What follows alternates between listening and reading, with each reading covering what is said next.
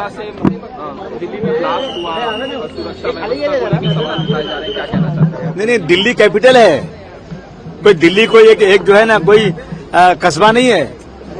और दिल्ली के अंदर बिल्कुल, और इसके पास ये अपना रेड फोर्ट लाल किले के पास ब्लास्ट होना, मैं समझता हूँ कहीं न कहीं सिक्योरिटी की चूक है, इंटेलिजेंस की चूक है। इतना बड़ा खर्चा, इतना बड़ा वो जो है निजाम हमारे मुल्क का है, उसके बाद भी ऐसी जगह पर ब्लास्ट हो जाए तो अफसोस की बात है। मुझे बहुत अफसोस है, उन परिवार के साथ हमारी पूरी सहानुभूति है।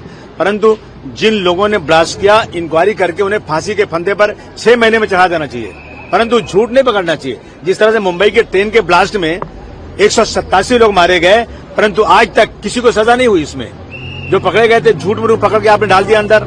19 साल तक जेल में रहे वो लोग, फांसी के कोठरी में डाल दिया उनको, और हाई कोर्ट ने कहा कि इनका कोई लेना देना नहीं, इनको जबरदस्ती पकड़कर इनको जो है इतने साल जेल में रखा गया।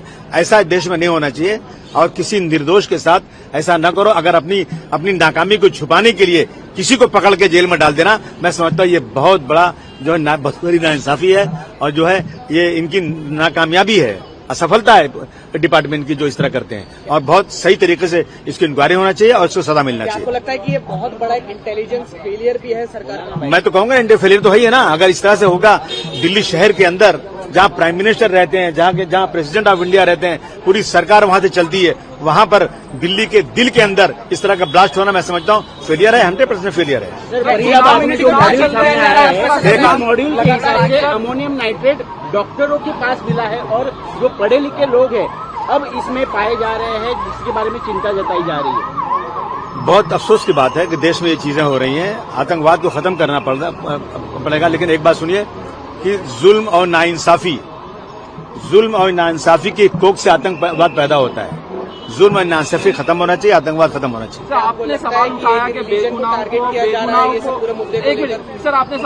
बेगुनाहों को पकड़ा जाता है और उनको सजा दी जाती है। आपके साथ भी इसी तरह से हुआ था, क्या कहना चाहेंगे? जी हाँ, मुझे पकड़ा गया था। मेरा कोई लेना देना नहीं था, मैं जानता भी नहीं था। 1 साल तक जेल में रहा।